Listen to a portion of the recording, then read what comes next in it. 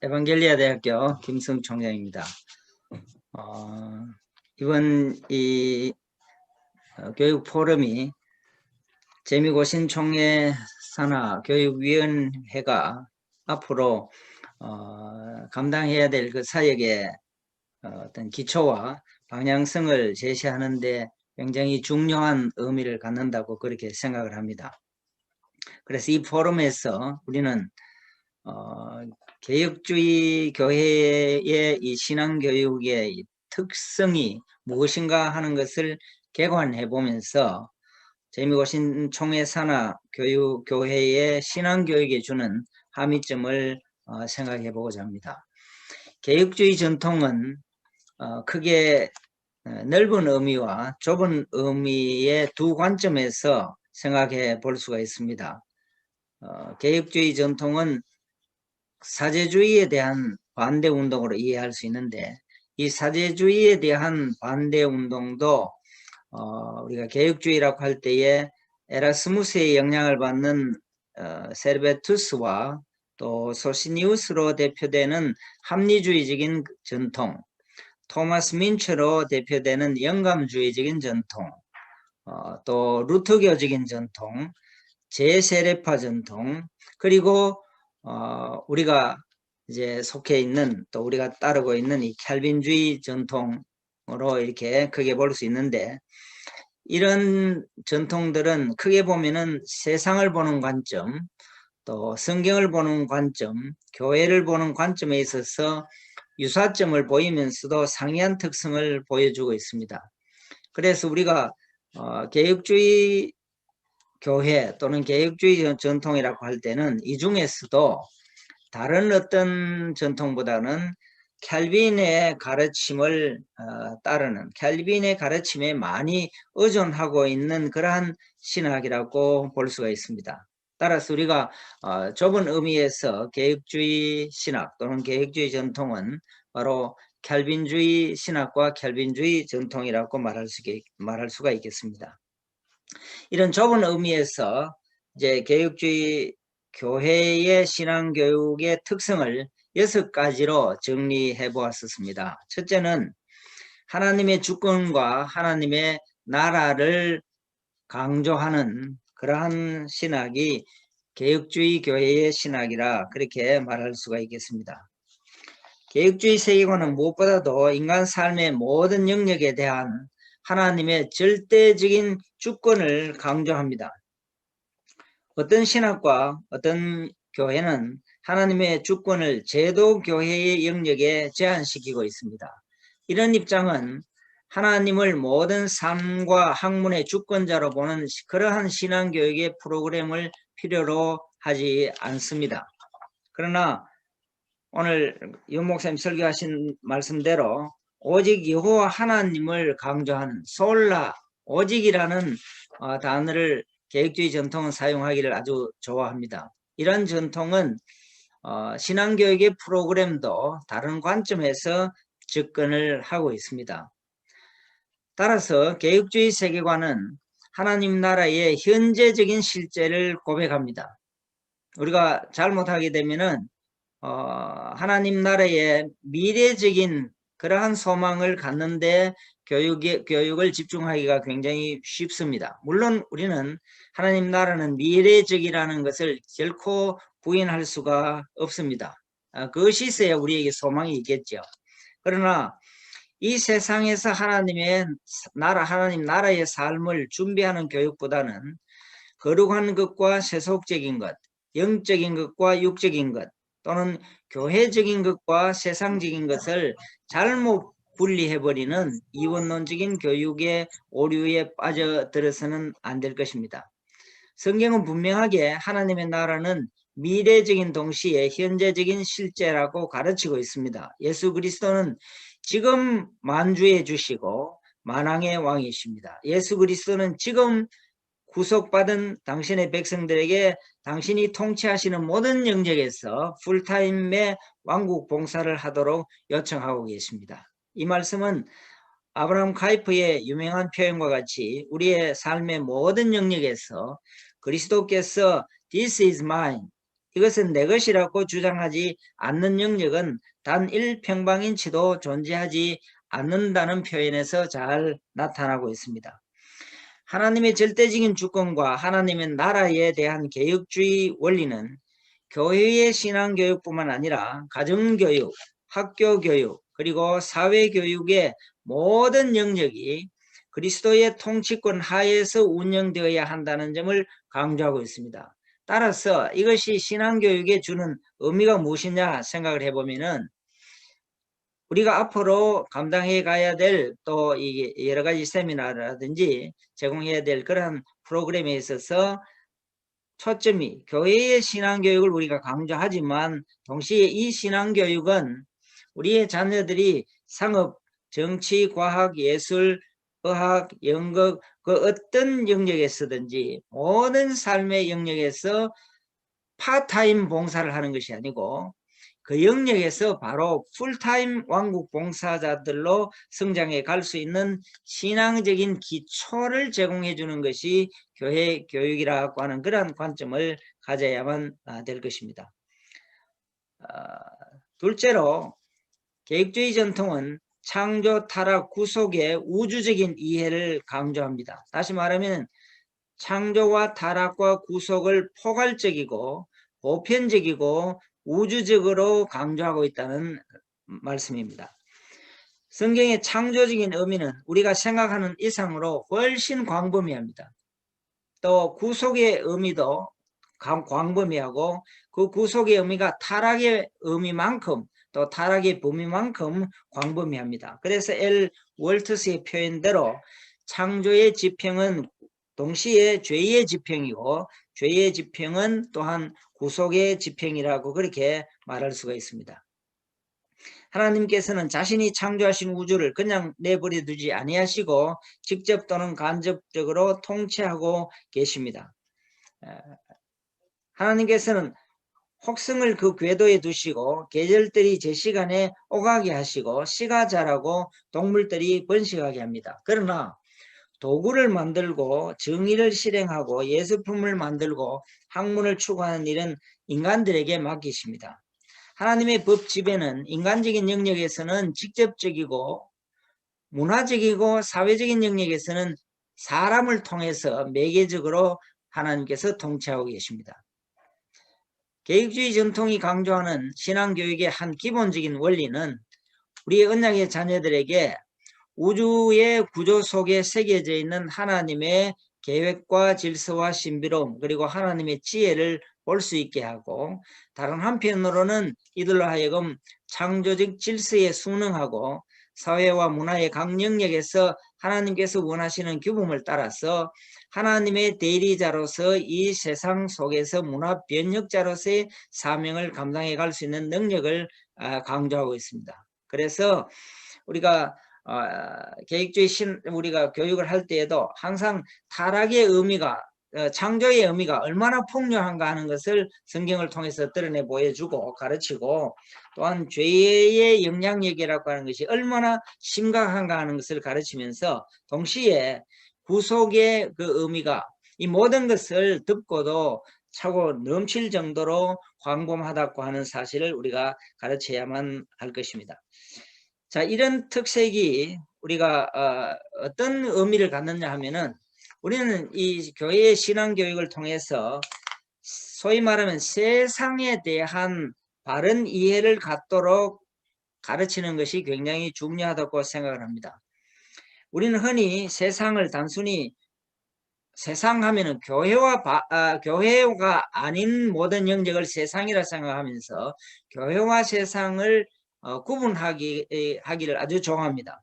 그러면 세상은 어떻게 생각하냐? 세상은 단순히 속된 것이고 또 부정적인 것으로 또 육적인 삶의 전부로 생각하는 그런 경향성이 있습니다. 그래서 우리가 잘못 신앙교육을 하게 되면 우리의 자녀들이 제도 교회에만 충성하는 그러한 사람으로 그러한 자녀들로 가르치기가 쉽습니다. 그러나 성경이 말하는 세상이라고 하는 것은 그리스도 밖에서 죄에 의해서 지배되는 그리스도가 없는 삶의 영역을 세상이라고 부르는 것이지 우리의 일반적인 삶의 영역 모두를 세상이라고 부르면서 그런 곳에서는 파타임으로 봉사하고 풀타임으로는 교회적인 영역에 교회 봉사만 풀타임으로 가르치는 그러한 신앙교육을 우리는 배제해야만 합니다.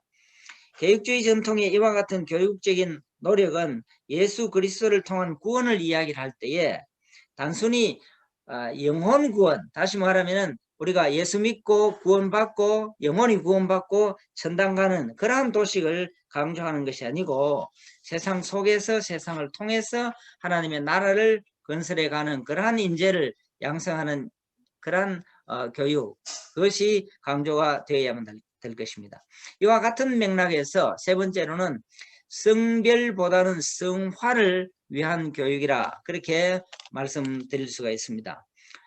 성별을 위한 그러한 교육은 로마 카톨릭적인 그러한 교육입니다만은 우리가 누룩의 그러한 누룩이 변화시키는 것처럼 내부로부터 우리의 삶의 모든 영역에 우리가 개혁주의 신앙교육을 받은 우리의 자녀들이 그런 삶에 들어가기만 하면은 그 문화 구조를 내적으로 바뀌어지는 우리의 교육을 받은 이 참 한 사람 때문에 우리의 직장이 바뀌어지고 우리의 가정이 바뀌어지는 그러한 방식의 갱신 성화의 갱신 과정으로서 우리가 교육을 가르쳐야만 교육을 해야만 할 것입니다. 신약의 거룩은 예배 의식에만 제한되지 아니하고 하나님 백성의 삶에 있어서 전 영역의 특징을 이루고 있습니다. 그래서 사적인 영역이든 공적인 영역이든 개인적인 삶이든 문화적인 삶이든 모든 삶이 원천적으로 성화될 수 있고 내적으로 갱신될 수 있다는 그런 의미에서 우리의 교육을 통해서 재미고신 총회 산하 참 모든 교회의 신앙교육을 통해서 우리의 자녀들이 누룩과 같이 세상 속에서 누룩처럼 부풀어 나가는 그래서 삶을 변화시키는 그러한 교육을 강조하는 것이 우리의 교육의 특징이 되어야만 할 것입니다. 네 번째로는 언약 사상과 신자 부모의 교육적인 권리 또 신자 부모의 교육적인 책임을 특별히 강조하는 것이 개혁주의 신앙교육의 한 특성입니다. 언약 사상과 또 신자 부모가 교육적인 책임을 지고 있다는 것입니다. 왜냐하면은 이 교육의 책임이라고 하는 것은 하나님께서 학교 교사들에게 먼저 준 것이 아니고 부모들에게 먼저 교육의 책임을 주었었습니다. 오늘 우리 윤 목사님께서 읽으신 그 본문의 내용도 하나님께서 부모에게 그것을 책임을 주고 가르치라고 한 것이지 교사들에게 먼저 가르치라고 하는 그런 것이 아닙니다. 교사들이 생겨난 것은 또 학교가 생겨난 것은 사회가 구조적으로 분화되고 문화가 이제 자꾸만 발전되어 가고 지식의 양이 폭발적으로 증가하게 되어지니까 부모가 그 책임을 혼자서는 감당할 수 없기 때문에 그 책임을 감당하기 위해서 교사들에게 위임해 주는 것입니다. 그러나 모든 것을 다 위임해 주는 것이 아니고 종교적인 방향성과 그러한 관점은 부모가 책임을 지고 있지만 전문적인 지식은 교사들이 감당해 달라는 것입니다. 그렇기 때문에 우리가 개혁주의 신앙을 강조하는 우리의 교육은 어디에 강조점을 둬야 되느냐, 부모의 관점을 따라서 가르쳐주는 교사들, 이 관점을 특별히 강조해야 되기 때문에 앞으로 우리가 먼 미래를 내다본다고 한다면은 우리 재미고신 총회 산하 교회도 또 총회도 정책적으로 기독교 대안학교와 기독교 학교를 세워나가는 씨앗을 뿌려야 된다는 것입니다. 그러니까 총회가 이번에 앞으로 모이고 이렇게 할 때에 이러한 위원회를 통하고 또 코미티를 통해서 적어도 그러한 씨앗을 뿌려두게 되어지면은 50년 뒤 하나님께서 더 빠르게 하시면은 그 시간을 시켜서라도 정말 우리가 개혁주의 교회답게 우리도 교회에서만 가르치는 것이 아니고 월요일부터 토요일까지도 우리의 자녀들을 하나님의 말씀에 입각해서 가르치는 우리가 학교를 가지고 있다. 그것이 거창하게 생각하면 안 되는 것이죠. 우리가 미국의 개혁주의 교회들 보면은 기독교 학교를 세울 때에 한 가정에서 출발했었습니다. 한 가정에서 출발해서 그것이 지금과 같은 그러한 학교로 이렇게 커져 있는 것이거든요. 그래서 이런 문제에 대해서 우리 재미고신 총회가 관심을 가지고 이러한 씨앗을 뿌릴 수 있기를 진심으로 소원합니다. 다섯 번째로는 마음을 구비시키는 그러한 교육입니다. 우리가 성경 지식을 가르치고 어떤 단편적인 지식을 가르치기보다는 우리의 자녀들의 마음을 어떻게 구비시켜서 이 마음이 참 하나님을 향할 수 있도록 하느냐. 이 마음이 하나님을 향한 그러한 방식으로 구비가 되어지기만 하면은 마음이 작용하는 우리의 모든 영역, 신앙적인 영역, 윤리적인 영역, 경제적인 영역, 미적인 영역도 모두가 하늘로 향하는 그러한 창문과 같이 열려지게 될 것입니다. 그렇기 때문에 우리가 언제나 어떻게 하면 우리의 자녀들의 가장 종교적인 좌소가 되는 마음을 바로 구비시킬 수 있느냐 하는 거기에 교육의 초점이 맞춰져야만 할 것입니다. 마지막 여섯째로는 하나님의 말씀과 교리 교육의 강조입니다. 우리가 하나님의 말씀을 자칫 가르치게 되어지면은 이 말씀을 안경처럼 작용하도록 가르치는 것이 아니고 안경만을 바라보도록 가르치는 교육이 될 수 있다는 것입니다. 우리가 성경은 그 성경이라는 안경을 통해서 세상과 문화를 바라볼 수 있도록 안경을 만들어주는 것이지 우리의 자녀들이 안경만 바라보도록 만들어주는 것은 아니라는 것이죠. 다시 말하면 성경 지식은 많이 알고 있으면서도 그 말씀을 통해서 자신들의 삶을 바라보고 사회와 문화를 바라보는 그러한 능력을 길러주지 못한다고 한다면은 성경만 자꾸 바라보는 것을 성경만 읽고 그것에 만족하는 것으로 그친다고 한다면은 그것은 안경만 보도록 하는 것이겠죠. 그러나 우리는 그것을 통해서 삶을 바라볼 수 있도록 가르쳐야 한다는 것. 이것이 바로 개혁주의 교회의 신앙교육의 특성이라고 볼 수가 있습니다. 이제 한 10분 정도 남았는데 이 나머지 10분을 통해서 개혁주의 교회가 오늘날 어떤 성찰을 교육에 대해서 어떤 성찰을 하고 있느냐 하는 점을 한 몇 가지로만 간단하게 말씀을 드리겠습니다. 첫째로 우리 개혁주의 전통은 신앙교육은 지금까지 문화 명령을 많이 강조했었습니다. cultural mandate. 우리가 이건삼 박사님 그 헨리 팬테일의 개혁주의 문화관 그 기독교 문화관이라는 책을 번역할 때부터 우리는 문화 명령 cultural mandate를 많이 강조를 해왔었습니다. 그러나 지금 개혁주의 교육은 이것을 단순히 문화 명령으로만 볼 것이 아니고 문화 초청으로 문화를 향한 하나님의 인비테이션으로 보아야 된다는 것입니다. 그러면 명령으로 본다는 것과 초청으로 본다는 것이 어떤 차이가 있느냐 하는 점을 우리가 생각해 봐야 되겠죠. 특별히 명령으로 이해하는 데 대해서 의문을 가지는 가장 아마 대표적인 신학자 또는 철학자가 있다고 한다면은 켈빈 대학에서 봉사했었고 또 예일 대학에서 봉사하신 월터 스톨프, 니콜라스 월터 스톨프를 이야기를 할 수가 있습니다. 이 월터 스톨프는 이 문화명령의 맥락인 그 성경 본문을 이렇게 분석을 하면서 그 내용을 보면은 하나님께서 그들에게 복을 주시며라고 말로 시작하고 있다는 점에 아주 유의를 하고 있습니다. 전통적인 해석은 이 말씀 뒤에 하나님이 그들에게 복을 주시며라는 그 말씀으로 시작했는데 그 뒤에 축복의 내용이 나오는 것이 아니고 바로 명령에 관한 언급이 없이 명령의 내용이 나오는 것처럼 이렇게 해석을 해버리기 때문에 축복으로 보지 못한다는 것이죠. 아주 그렇게 되면 아주 이상한 해석이 되어지는 것입니다. 축복을 언급한 후에 축복의 내용은 전혀 없고 명령의 내용은 있지만 명령에 관한 언급이 전혀 없는 식으로 해석하는 것은 아주 이상한 본문 해석이 되어지는 것이겠죠. 둘째로 하나님께서 인간에게 말씀하신 내용과 앞에서 하나님이 창조하신 바다와 공중의 모든 피조물들에게 말씀하신 이 내용을 보면은 병행구로 되어 있습니다. 이 병행구를 간과해서는 안 된다는 것입니다.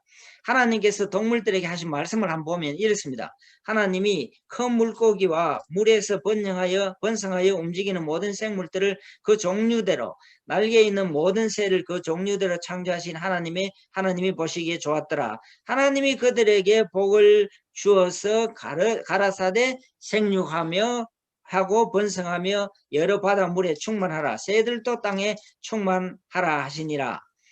하나님께서 동물들에게 하신 이 말씀은 분명히 명령이라기보다는 축복입니다. 이 말씀은 명령이 될 수가 없습니다. 그렇다면 이 병행구를 고려해 볼 때에 우리가 명령으로 보기보다는 축복으로 보아야 된다는 것이 바로 월터 스톨프의 관점입니다. 자, 그러면은 이 문화명령이라고 하는 것을 명령에 초점을 맞추지 않으고 축복의 초청으로 이렇게 우리 인간들 하여금 참 생육하고 번성하고 땅을 정복하고 다스리라고 할 때에 그것을 축복의 초청으로 본다고 한다면은 어떤 차이가 있느냐? 우리가 명령으로 한번 보면은 그 명령에 순종해서 승리했다고 하는 이 트라이엄펀탈리즘, 소위 말하면 승리주의를 강조하고 거기에 뭔가를 조금 이루게 했을 때에 문화명령에 따라서 우리가 이것을 성취했다 하는 그런 승리주의에 도취할 할 수가 있습니다. 또는 잘못 실패할 때는 우리가 좌절하게 되어집니다. 이렇게 했는데 어떻게 이렇게 되어지느냐, 이런 좌절감을 맛보게 되어지는데 우리가 초청에 대한 축복의 초청으로 보게 되어지면은 사실 그렇지 않습니까? 우리의 기도 교육이 강조하는 것은 성공했느냐 실패했느냐 하는 그것이 중요한 것이 아니고 하나님의 이 말씀에, 초청의 말씀에 얼마나 신실하게 반응했느냐 하는 것이 중요한 것이거든요. 그렇기 때문에 성공했냐 실패했냐 하는 것이 문제가 아니고 하나님의 말씀에 신실하게 순종했느냐 그렇지 않느냐 하는 것이 중요하기 때문에 faithfulness, 그것이 중요하기 때문에 이 본문을 우리가 바로 이해하고 문화의 명령이 아니라 문화 초청에 대한 축복의 초청이라고 이해하는 것이 중요하다고 생각합니다.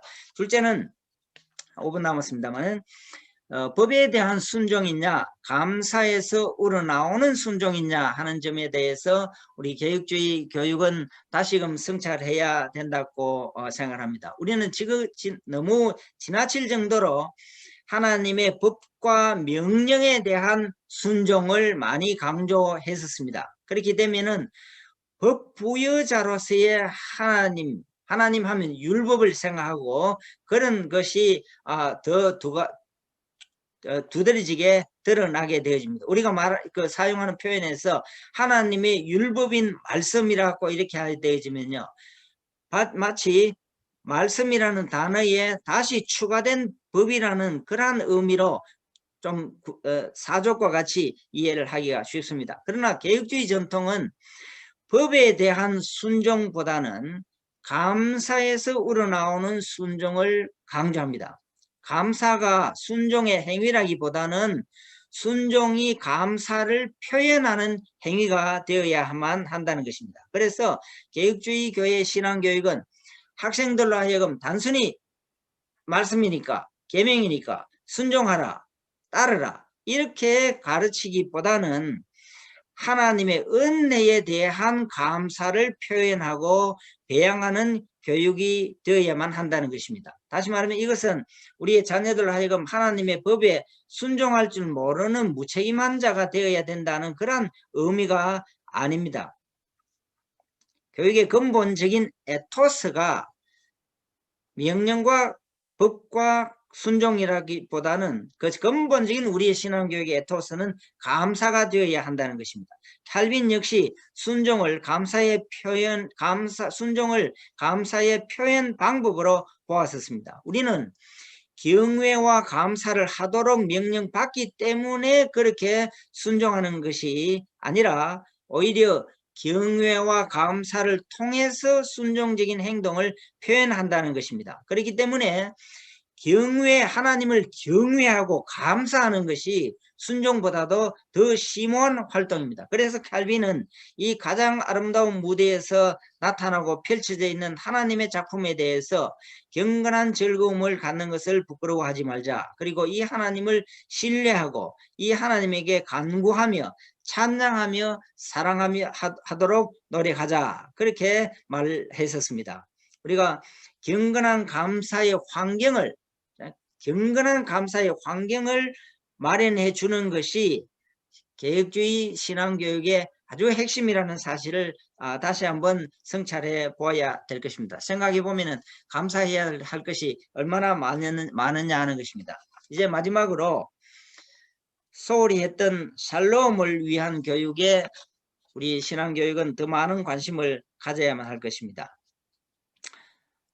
개혁주의 교육은 사실 샬롬을 위한 교육에 많이 소홀해 왔었습니다. 문화 변혁과 문화 명령에 대해서는 많은 가르침을 베풀면서도 하나님의 나라를 어디에서든지 건설해야 된다는 것은 많이 강조했었으면서도 이 하나님의 나라는 바로 샬롬이 넘치는 공의와 평강이 넘치는 나라라는 점을 생각을 하지를 못했더랬었습니다. 그래서 문화 변혁에 관해서 많은 가르침을 베풀면서도 인간이 겪고 있는 억압의 문제, 박탈의 문제에 대해서는 관심을 교회가 많이 갖지를 않았었습니다. 주로 이런 문제들은 진보적인 그러한 교회, 통합적인 교회 같은 데서 공의와 이 평강의 문제에 대해서, 평화의 문제에 대해서 관심을 가졌지, 우리 개혁주의 교육은 항상 하나님의 말씀을 가르치는 이런 교육에만 관심을 가졌었습니다. 그러나 개혁주의 교육은